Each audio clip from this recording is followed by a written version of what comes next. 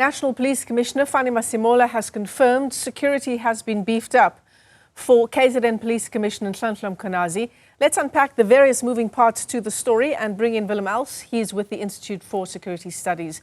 Willem, good afternoon to you. Thanks very much for joining us. And of course, we're still sort of dealing with the aftermath of that media briefing on Sunday, right, where these incredible allegations are made against senior members of the SAPS, the least of which the police minister himself. Mkhwanazi is saying some serious things about the involvement of criminal and underworld figures in the top echelons of the SAPS.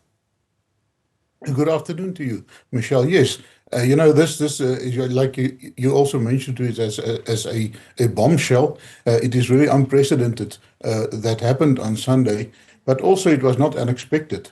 You know, if you look at the crime rate in South Africa, and also if you look at the index on organized crime, you will notice that it is out of control in South Africa. We lay number 3 in the region and in Africa, and also we are situated at number 7 in the world in terms of criminality.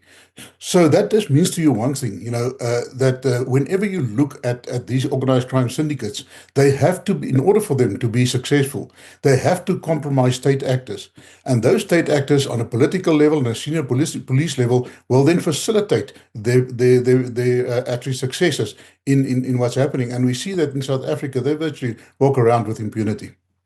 I mean, what Mkhwanazi outlined over the weekend, these two key figures, clear underworld figures who have very close ties to the SAPS, have secured tenders within the SAPS.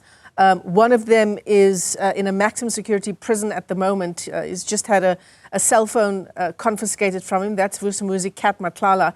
And then there's the other issue of Brown Mkhotsi, where the Minister, Senzo Mchunu, has given varying descriptions of what the relationship is between them. Yeah, it is. You know, first the Minister denied it, and then he said he knew him and so on. But yeah, all of these allegations by Mkhwanazi that still needs to be proved, and we believe that he might have proof for all of them, otherwise he would not have gone to this extent. So we discuss it from that perspective.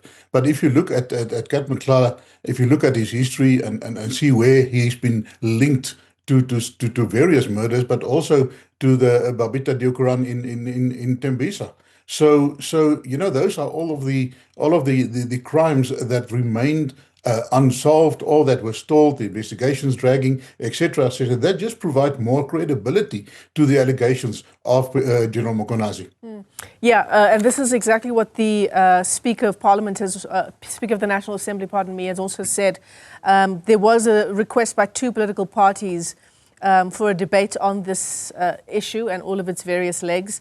But the Speaker saying it wouldn't be appropriate because these allegations remain unsubstantiated at this stage, which I think is what you're alluding to as well. But it's going to be interesting, Willem, to see what's contained on the cell phone that's been confiscated from someone who's become now a central figure in these allegations against senior members of the SAPS.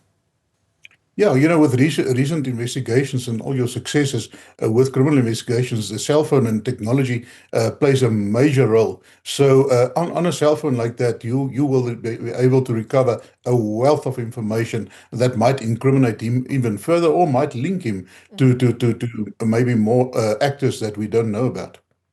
Sure. How interesting a connection is it for you, Willem, that a former police minister has also been implicated here in some way? Of course, we're talking about Beyicele. Yeah, and we saw that he admitted that he stayed over in the suite of Cat Nhlanhla, and you know that is uncalled for. It's just not for a minister to do that, and of course that is also providing further credibility to what Mkhwanazi has said, but also it demonstrates to us that this has not been coming since yesterday. That's been in the running for quite some time. Yeah, a coincidence though it might be, it is quite a big one. So in terms of the response from President Cyril Ramaphosa, there's been some criticism about, you know, the president has made varying statements through the presidency spokesperson and through statements from the presidency. The president at one stage said he was caught by surprise by the allegations that Nhlanhla Mkhwanazi made at that briefing on Sunday. But in terms of how the president should proceed here, I mean, these are allegations of such an incredibly serious nature. It cannot be overstated. There's no exaggerating here. Of course, yeah, and just to speak about to comment on the president's actions, yeah, he immediately, or he was very fast to release a statement on that, condemning it, and also call it a national security risk that we have. But we would have thought that, you know, being that major risk, he should have returned earlier from Brazil to address the situation, because the longer you drag out, the longer you wait with for these actions, you know, the worse the matter will become. So at the end of the day, what we need from the president now, of course, you know, it needs to be debated in Parliament. The portfolio committees must look at it, but we must take note that some of these very people that have been implicated by Mkhwanazi in Parliament might be sitting on that panels. So that actually compromises that panel to some extent. So what we will need from the president is swift action, decisive action, and maybe an inquiry where he can appoint a retired judge and all resources to investigate this, but also not drag it out for 2 or 3 years. You know, he should give him a timeline of a month or 2 months to investigate all of this. And then, very important, the outcome of this inquiry, the recommendations should be acted on. There should be consequences. I mean, Action SA argues that an inquiry isn't needed, that there is enough evidence here for at least an arrest to be made. Would you disagree with that? Of course, we have to look at the prima facie. We haven't seen the evidence, so you know, we can speculate on that. But if there's a prima facie case, of course, arrest can be done. It should be investigated. But the problem is, who is going to investigate it?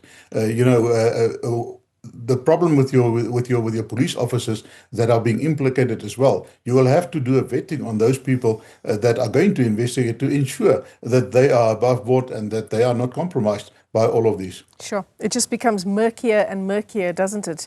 And we now know as well, and it probably won't come as a surprise to you, Willem, but that Nhlanhla Mkhwanazi has been receiving death threats. We're told by the National Commissioner that his security has also been beefed up. I mean, that is incredibly chilling.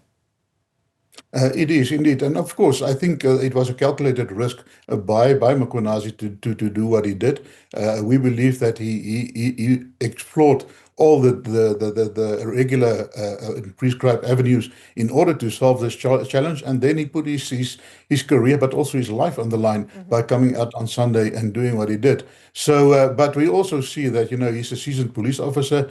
He comes from a background of the special task force, who are very highly trained, very disciplined, etc. And we also saw that, and maybe that was a part of his strategy, when he was surrounded by armed police officers that from the task force and the intervention unit, that I believe that he also doesn't take this threat lightly. So I believe that he will take his own measures, but also that it is welcomed that the National Commissioner also took that decision. Yeah, it was stunning to see just the level of security that he had around him during that briefing on Sunday, and he made several comments to the point that you're making now, saying that he, somewhere along the lines that he would sacrifice his life, or he knows that his life is on the line, that he recognizes that, but that this needs to come to the surface. It's incredible then, Willem. I mean, we don't obviously know the kinds of steps he would have taken before he now took this dive into the deep end and held this briefing on Sunday. But who else did he speak to? Where else did he go to try and get these massive gaps, these massive holes in the SAPS addressed? Yeah. You know, if you look at the procedures within the police, your grievance procedures, etc., it has to go to his immediate superior, and that is the National Commissioner. So if that didn't satisfy him, then of course it can go to the CCMA and all of those processes that are there in terms of these type of grievances. But we also noted in his statement that he mentioned that the minister summoned him to Pretoria, where he put him and the other general that was implicated in the same room, and he told them to make peace. So that just indicates to us that was escalated to ministerial level. Stunning. Still, the repercussions of that really incredible briefing by Mkhwanazi on Sunday continue. Various moving parts to the story. Willem Els, as always, thanks for talking to us. He's with the Institute for Security Studies.